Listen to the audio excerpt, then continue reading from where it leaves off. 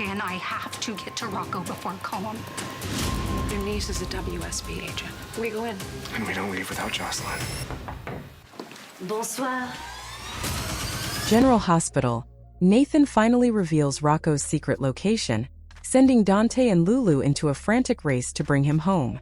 Meanwhile, Sidwell shocks Willow with a terrifying ultimatum and forces her to hide him. As Lucy points police toward Willow, dangerous secrets threaten to explode across Port Charles. Hi everyone. Welcome to my channel. Hope you're having a wonderful day. So let's get started. Nathan gives Dante and Lulu Rocco's whereabouts, plus Sidwell forces to hide him.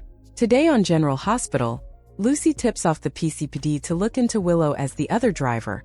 Trina makes her intentions clear to her parents, and Ava wants something from Ethan. At Lulu's, Nathan tells Dante and Lulu that Rocco is on Tortola with Britt, and quickly notes they don't seem surprised. Lulu says they knew he was in the islands, just not which one. They ask how he got this information. He says he trusts the source, but he can't name them. This results in a huge argument with accusations flying, including Dante suggesting he could be helping his sister by sending them on a wild goose chase. Then they play the blame game with Dante and Lulu saying Rocco would never have been in this position without Britt's interference, and wonder if Nathan helped Britt take Rocco? Nathan says he did not encourage Britt to run with their son, especially given she has a fatal disease. He never wanted to be involved in any of this, but he's the one who helped Rocco that night. Lulu finally begs Nathan to just give them the address so they can go get Rocco. Trina takes a stand. At Portia's, she and Curtis tell Trina how sorry they are for what happened at the party. They sit down, and Curtis tells Trina the agreements that just came to regarding avoiding the topic of the crash, significant others, and being civil. Trina tells them that sounds great, but moving forward, she wants less attention from them. She explains she's put their problems above herself and her own priorities, and that's changing. Trina says for some reason when she's around them, she feels a need to smooth things over. It's not her job to fix their relationship, so she's done trying. That's not healthy, and she needs to focus on her own life and priorities. They offer to do whatever they can to help her, so she asks for distance. Ava wants something from Ethan. At Ava's gallery, she tells Ethan if Sonny wants to see her, then he can come down to her gallery.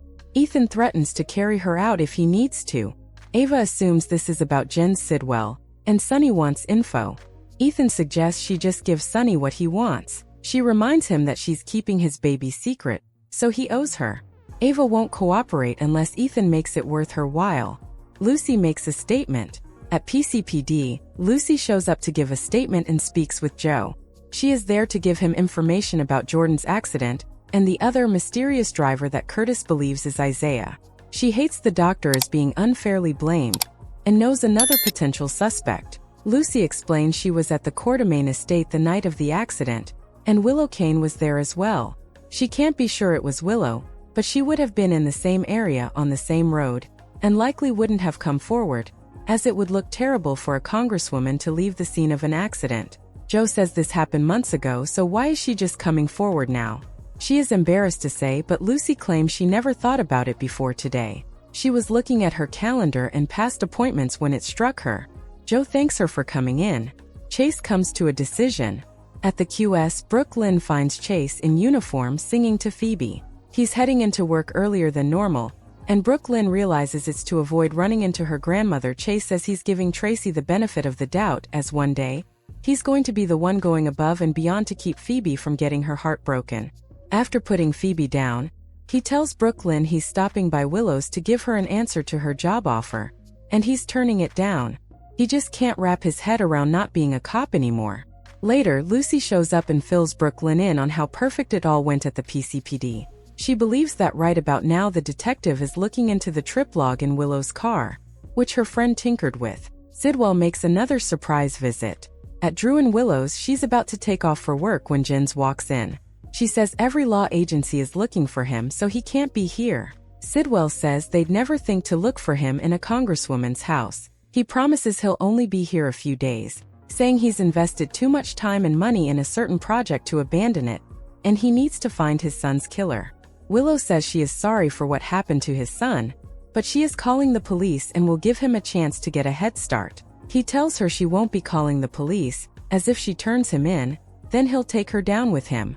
Jens asks Drew what he thinks about all of this and then taunts, "Oh right, I'll be hearing from him soon enough." He tells Willow that he won't be here for long, and while he's here they can help each other. He can provide her an endless amount of paralytic for her use in keeping her husband silent. That's when Chase bangs on the door. Sidwell asks Willow whether they have a deal or if he should answer the door. In the show's final moments, Ava tells Ethan she needs him to use his position as Sunny's flunky to run interference and back her up should Sunny get pushy with her. She then agrees to go with him to see Sunny. Trina tells her parents she needs time and space to herself, and she'll reach out when she's ready. Portia asks if she should still let her know when she goes into labor. Trina says yes, but she doesn't want to see either of them before then. After Trina departs, Portia and Curtis agree they have to do better with this baby. At the PCPD, Joe looks into the Ashford accident and wants to establish if Willow has an alibi for that night before questioning her. At her place, Willow invites Chase in, and he's there to turn down her job offer. Clearly, she accepted Sidwell's offer. At the QS, Lucy believes her statement on Willow will do the trick, but now she's in a compromising position, lying to the police, and Brooklyn will have to pay the price for her help. Finally, Nathan wants Dante and Lulu's word that they'll let Britt walk away, and won't turn her in. They get Rocco and they leave. Lulu and Dante agree, and he tells them the address. Lulu then dismisses Nathan, who walks out.